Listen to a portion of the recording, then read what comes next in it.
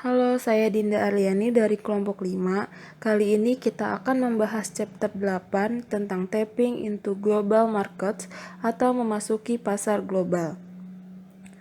Cara yang paling baik untuk bersaing adalah dengan terus meningkatkan produk di dalam negeri dan berekspansi ke pasar luar negeri. Secara global industri, posisi strategis pesaing di pasar geografis atau nasional dipengaruhi oleh posisi global. Perusahaan harus pintar-pintar dalam menghadapi pesaing. Kalau tidak, suatu perusahaan akan turun pamornya. Contohnya di pasar telepon seluler Cina, menduduki peringkat atas. Contohnya Motorola, mendapati pangsa pasar yang dulu menjanjikan, namun kini turun karena banyak pendatang baru. Nah, yang pertama kita akan membahas tentang reason for pursuing global market, yaitu alasan mengapa perusahaan ingin memasuki pasar global atau ke luar negeri.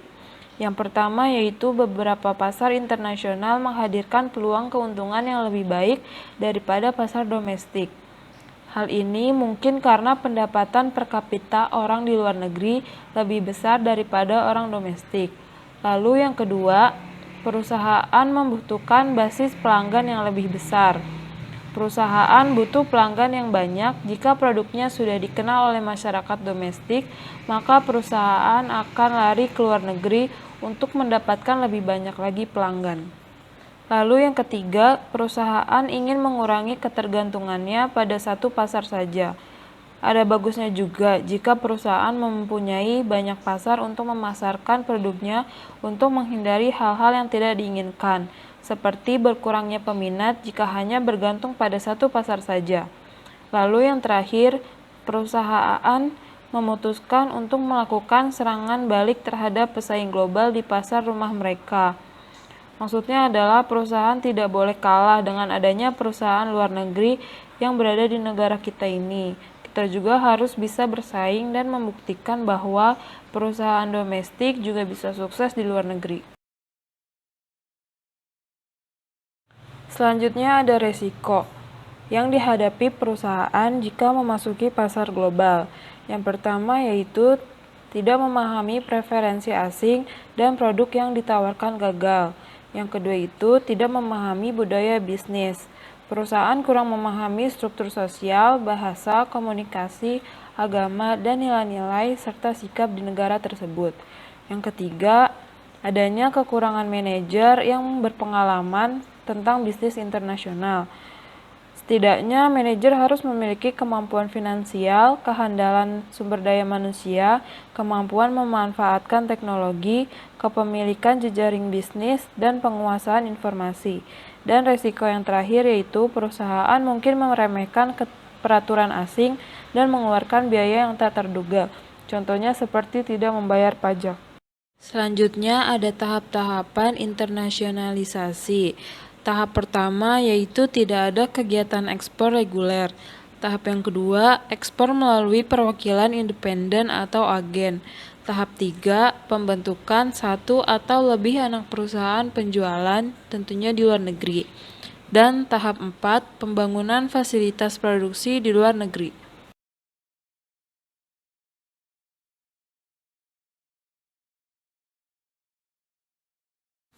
Selanjutnya ada deciding which market to enter, yaitu memilih pasar untuk masuk.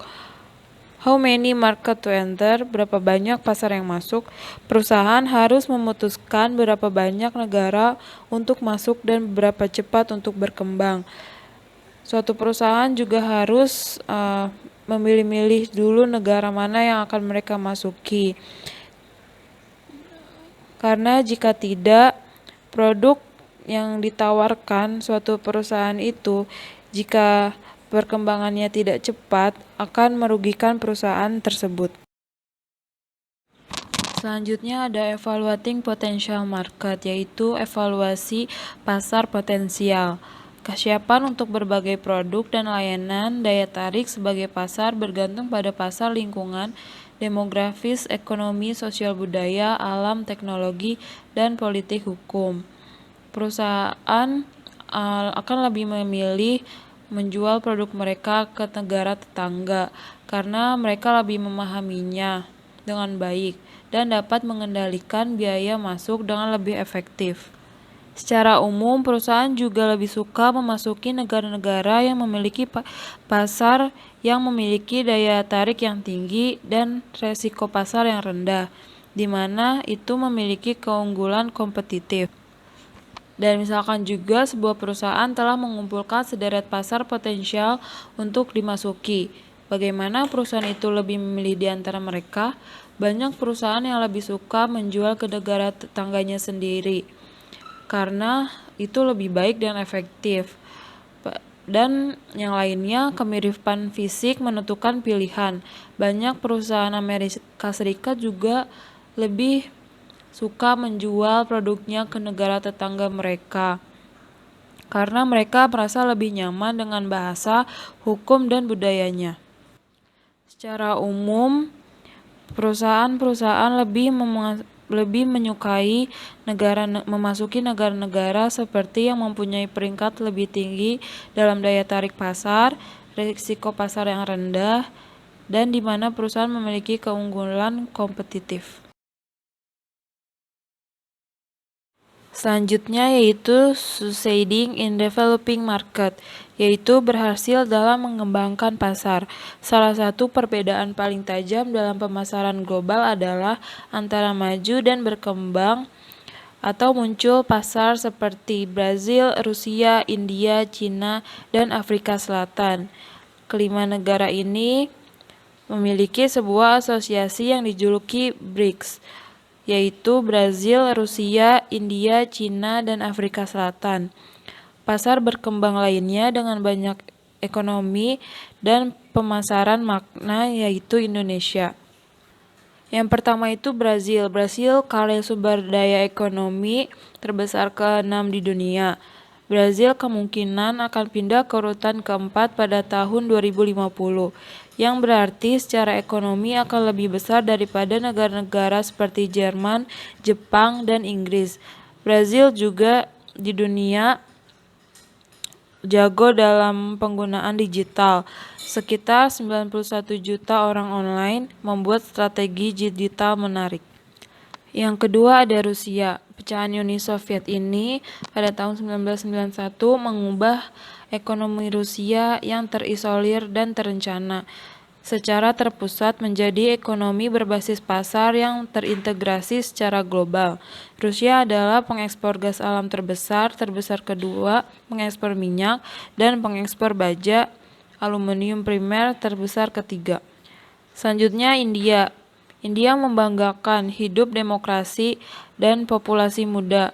Negara kedua di dunia dengan 1,21 miliar orang, juga salah satu negara ekonomi besar termuda dengan usia rata-rata 25 tahun. Faktanya, seperempat dari seluruh dunia di bawah 25 tahun populasi tinggal di India. Selanjutnya ada Cina. Penjualan di Cina melampaui kota-kota besar tingkat 2 dan 3, serta ke-700 juta konsumen potensial di komunitas kecil dalam pedesaan. Masuknya 2001 ke Organisasi Perdagangan Dunia atau WTO, Aturan Manufaktur dan Investasi Cina dan Industri Retail. Selanjutnya ada negara kita yaitu Indonesia. Reputasi Indonesia sebagai negara yang secara historis berjuang dengan bencana alam, terorisme, dan ketidakpastian ekonomi dengan cepat digantikan oleh profil stabilitas politik dan pertumbuhan ekonominya. Indonesia pemogokan banyak sebagai siap untuk ikuti itu BRICS negara. Nah, bagian selanjutnya itu ada deciding how to enter the global market. Yang pertama itu ada indirect and direct exporting, yang kedua ada licensing, yang ketiga ada joint venture, yang keempat ada direct investment, yang kelima ada acquisition.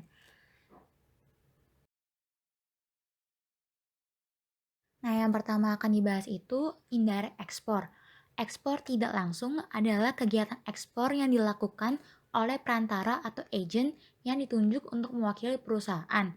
Ekspor tidak langsung cocok untuk perusahaan yang tujuan ekspansi internasional terbatas. Strategi ini juga cocok untuk perusahaan yang sumber dayanya terbatas untuk keperluan ekspansi internasional, namun berminat untuk memasuki pasar internasional secara gradual dan menguji pasar sebelum memutuskan untuk mencurahkan perhatian, usaha, dan sumber daya besar-besaran. Ekspor tidak langsung ini merupakan titik awal untuk kegiatan internasional, menggunakan perantara independen, investasinya yang kecil dan resikonya yang kecil, serta kurangnya dalam kontrol. Selanjutnya itu ada direct export atau ekspor langsung. Adalah kegiatan ekspor yang sebagian besar atau seluruh aktivitas kegiatan ekspor ditangani oleh perusahaan sendiri.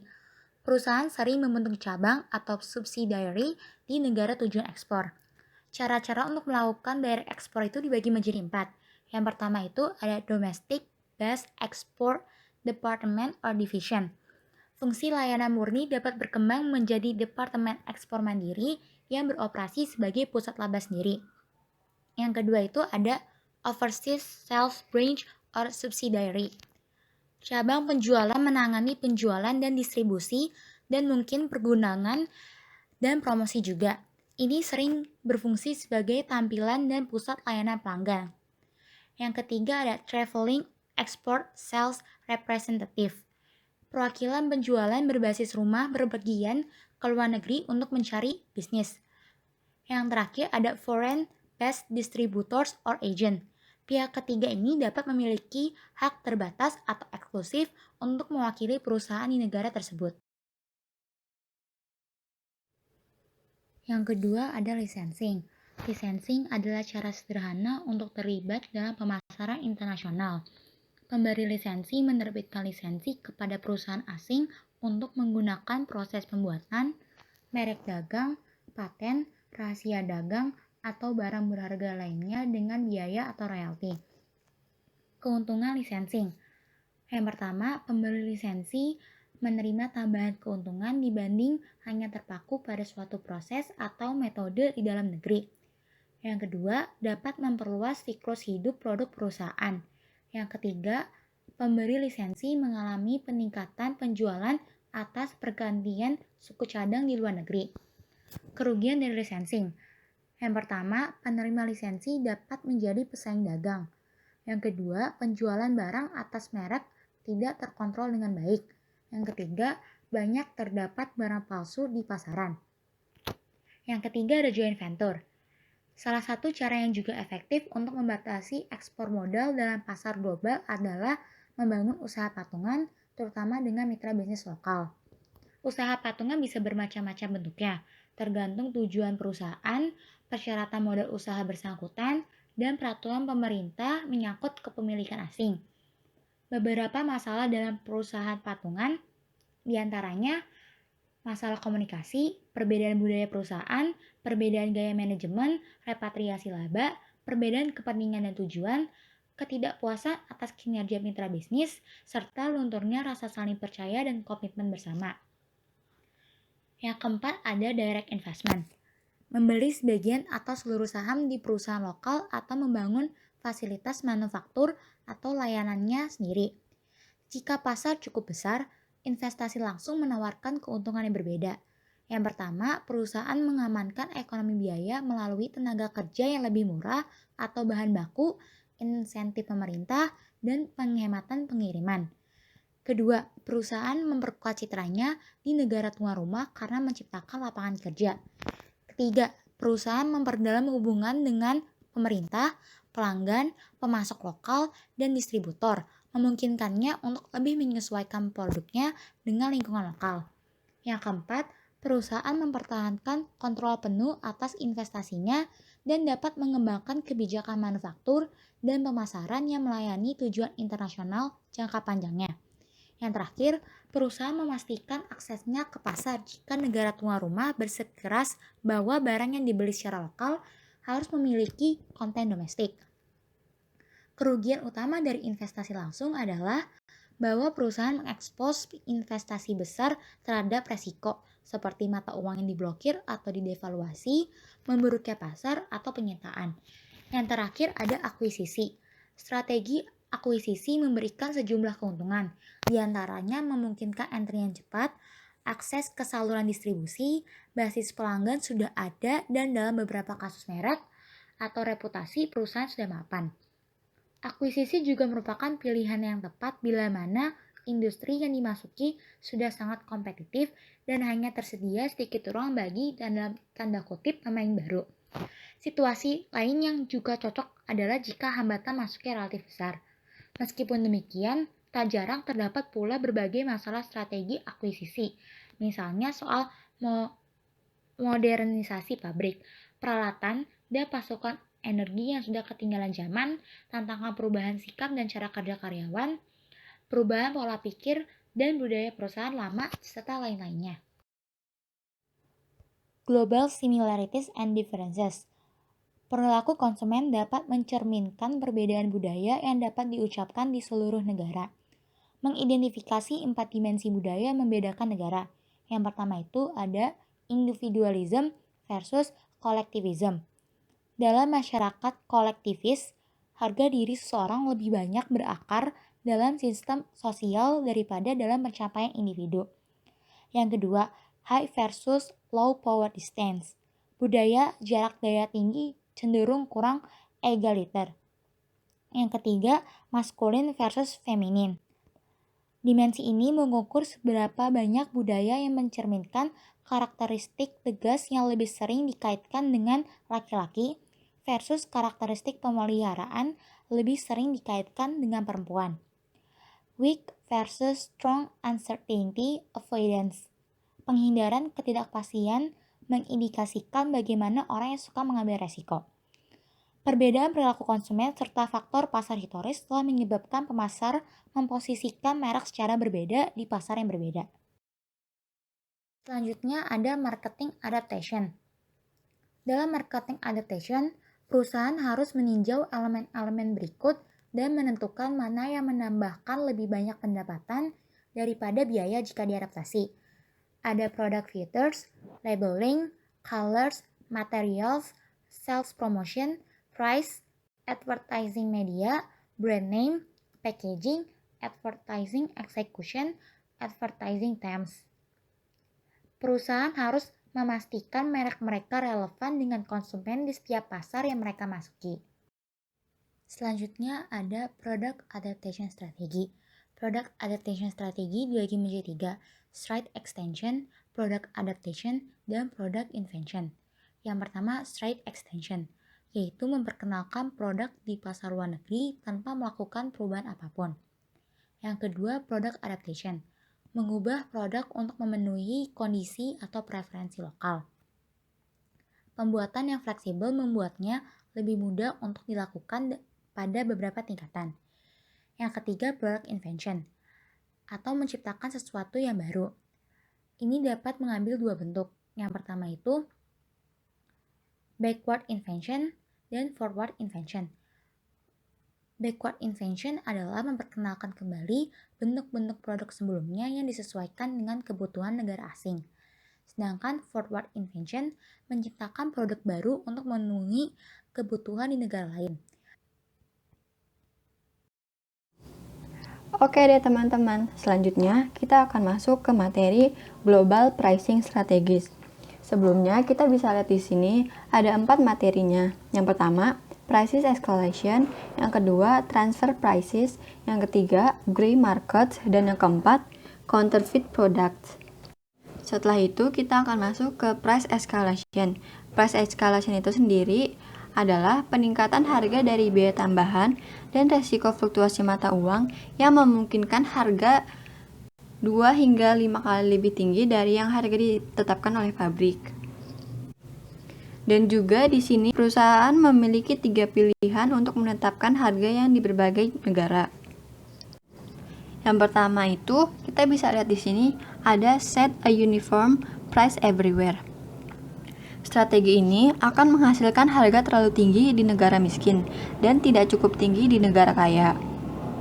Yang kedua, ada set market-based prices in each country, yang dimana strategi ini menggunakan biaya apa yang mampu dibeli setiap negara, tapi strategi ini mengabaikan perbedaan dalam biaya aktual dari suatu negara ke negara. Yang ketiga, ada set a cost-based price in each country, yang dimana akan menggunakan markup standar biaya di mana-mana. Tetapi strategi ini mungkin harganya keluar dari pasar yang dimana biayanya akan semakin tinggi. Selanjutnya kita bisa lihat di sini ada transfer pricing.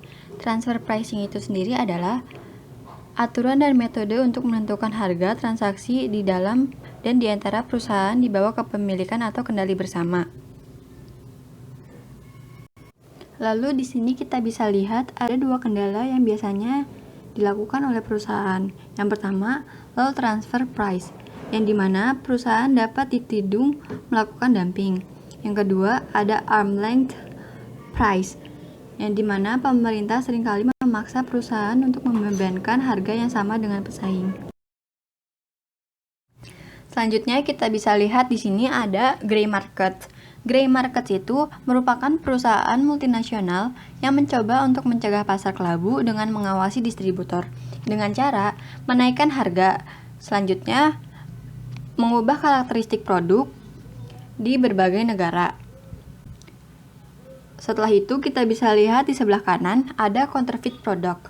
Counterfeit product adalah salinan palsu atau replika suatu merek populer dan dijual, mengambil sebagian besar keuntungan dari merek mewah. Baiklah teman-teman, selanjutnya kita masuk ke channel entry.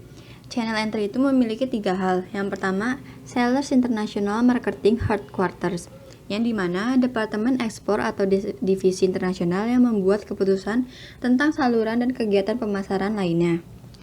Yang kedua, ada Channel Between Nations, yang dimana mereka membawa produk ke perbatasan asing. Setelah itu, membuat keputusan jenis perantara yang disukai seperti agen, perusahaan dagang, atau jenis transportasi yaitu udara atau laut, dan pembiayaan dan manajemen yang beresiko. Yang ketiga, ada channel within Virgin Nation, yang dimana mendapat produk dari titik masuk mereka ke pembeli dan penggunaan akhir. Selanjutnya kita akan masuk ke channel differences. Channel differences itu adalah tingkat distribusi yang dapat membuat harga konsumen berlipat 2 atau hingga 3 kali lipat dari harga importir. Namun, hal ini memiliki hambatan utama, yaitu hambatannya adalah sulit untuk berekspansi di skala besar di negara berkembang. Setelah itu, pengecer semakin pindah ke pasar global baru dan menawarkan perusahaan peluang untuk menjual lebih banyak ke negara-negara yang distributornya lebih lokal. Selanjutnya, saluran distribusi di berbagai negara itu juga bervariasi. Yang pertama ada size, yang kedua ada composition, yang ketiga ada size and character, yang keempat ada small shop retailers. Setelah itu kita akan masuk ke building country image, yang dimana pemerintah sekarang itu mengetahui bahwa citra kota dan negara mereka lebih mempengaruhi pariwisata dan penting nilai dalam perdagangan. Bisnis asing dapat meningkatkan ekonomi lokal dan menyediakan lapangan kerja dan meningkatkan infrastruktur. Selanjutnya, kita akan masuk ke Customer Perception of Country of Origin, yang dimana pemasar global tahu bahwa pembeli memiliki sikap dan kepercayaan yang berada tentang merek atau produk dari negara yang berbeda. Yang dimana kita tahu bahwa semakin bagus citra suatu negara, maka akan semakin jelas label atau buatan yang akan ditampilkan oleh suatu produk. Setelah itu kita juga mengetahui bahwa dampak dari negara asal itu bervariasi sesuai dengan jenis produk yang dihasilkan. Selanjutnya, terdapat negara-negara tertentu yang menikmati reputasi untuk barang-barang tertentu. Contohnya ada Jepang. Mereka menikmati mobil dan elektronik dari konsumen. Setelah itu, Amerika Serikat, mereka berinovasi teknologi dan minuman ringan serta mainan, begitupun dengan rokok ataupun celana jeans. Setelah itu ada Prancis, mereka menikmati minuman anggur parfum, dan barang-barang mewah lainnya. Oke deh teman-teman, sampai sini aja ya presentasi kali ini. Semoga apa yang telah kami sampaikan dapat bermanfaat bagi kalian semua. Sekian dari kelompok 5, terima kasih teman-teman.